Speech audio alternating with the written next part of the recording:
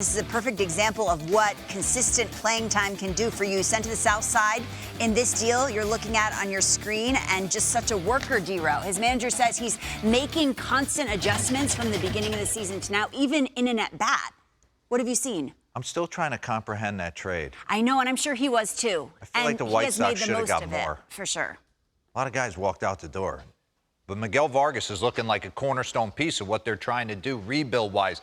So I'm over the weekend. I'm knee-deep in a 15U travel baseball tournament. I check my emails intermittently. And Eric Nays is doing some draft stuff.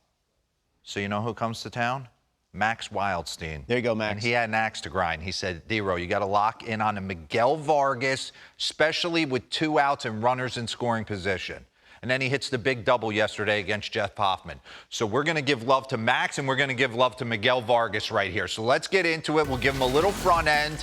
Listen, the guy can hit, and he made an adjustment. We've had a couple guys take a look at the adjustments he made. Usually, I'm not a big believer that from the waist up, if you're changing a bunch of stuff, pause this real quick, that if you're changing a bunch of stuff up top, that it's really going to ultimately matter. I always go back to a guy like Craig Counsell, manager of the Chicago Cubs. Like we talked in spring, at what point did you think to get your hands up here? But if the lower half is on time, usually you'll get to the point of contact. But if it's working, and it's been working since late April, an adjustment with his hands. Bring up the slug leaderboard. Slug leaders among AL hitters since April 23rd. Aaron Judge, Cal Raleigh, Riley Green, Caminero's becoming a star. Jose Ramirez, Miggy Vargas, Pena, Isak, Paredes. So, guys starting to find the power chord. Let's get into it and take a look at a few of his homers. Here he is in a 2-2 count, 97 down low, and he's taking it to the second deck. The mezzanine at Target Field, 95 from Emilio Pagan. In Cincinnati, he's going bridge. Cade Horton, we're going to get into, he hit 2 this day. We're going to get into the second one. So there's damage here. Let's go through a few ABs. Here he is against Clay Holmes. Power sinker. You know when you go to the plate, you got to get the head out or you got to make a decision to stay inside the baseball. Run that back for me real quick. So you got 2 options in pause. You got 2 options when you face a nasty sinker guy.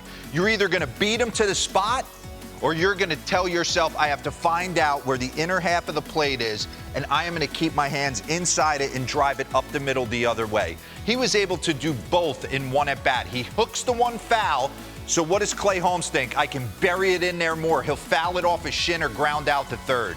He doesn't execute the pitch, and he makes an adjustment offensively. This is a gorgeous swing. Run this. You hit a sinker like that and you beat Tyrone Taylor over the top of his head, you're at second base taking off your bat and gloves feeling pretty good about what you're doing. Josh Hader, 95 in. Josh Hader hasn't gotten hit all year. 95 again, fouled back. Tries to go slider. He doesn't cheat to the fastball, kind of stays through it, walks the dog right here, and hits a double in Minute Maid. Nasty cutter away. Nasty cutter away, more of a slurvy slider, and then he tries to elevate a heater, and he beats him to the spot and takes him deep. Multi-homer game. So give me the 2. All right, let's take a look at this first before we go into the boards. April 21st, take a look at where his hands are. Kind of even with his chin. Now he's got him much higher.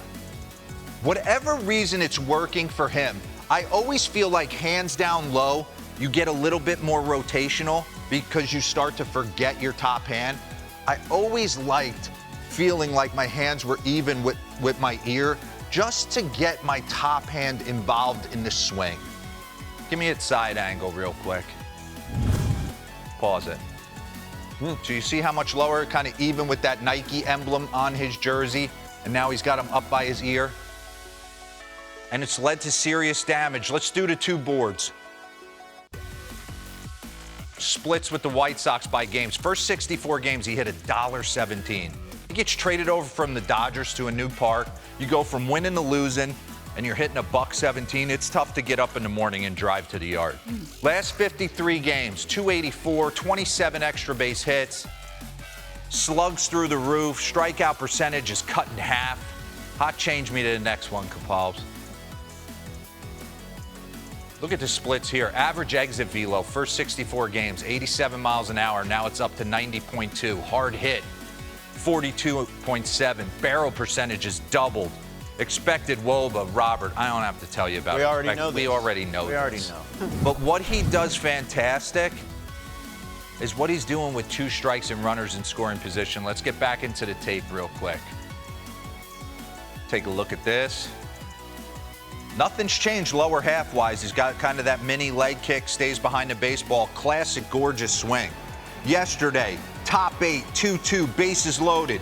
Jeff Hoffman's got explosive stuff. Breaking ball. Breaking ball. Now he's probably going to try and rush a heater by him. Misses. So you're saying if you're Vargas, is he going another heater again? Yes, he does. Fouls it off. Here comes the breaking ball. Fouls it off. So it's 1 of 2 pitches. You got to stay back. He's on his fastball. Jeff Hoffman knows it. Execute. But he's in a good spot. He's staying tall with his upper half. His hands are able to work. And he ends up winning the game for the White Sox right there. Look at him. Look how fired up he's getting turned to the boys. They're not giving up ABs. Severino, flip it the other way. When you got ribbies out there, this guy seems to light up big time. It's a simple move, 97 in a 2-2 count. Give me the last board. Thought this was interesting. These are back-breaking hits. 2 outs, runners in scoring position. These hits change the game. Average with 2 outs and runners in scoring position. You got Jorge Polanco, Vargas, Teoscar, and Manny Machado. That's the best board. That's eye-opening right It really is. And the one thing I remember we had him on? Yes. Yes. Yeah. He's a Minnesota Vikings fan. Yes, he's That's a all huge Vikings with the fan. fantasy football stuff. So He was great on the show. He said, Yeah. I'm in a fight in every at-bat. I'm in a constant battle. I saw loved his them mentality. pretty much cover to cover when they played the Astros a few weeks ago in Houston, and you can see the beginnings of something. You know, they still got a long way to go, but Miguel Vargas, to your point, Dero, figures to be right there in the middle of it.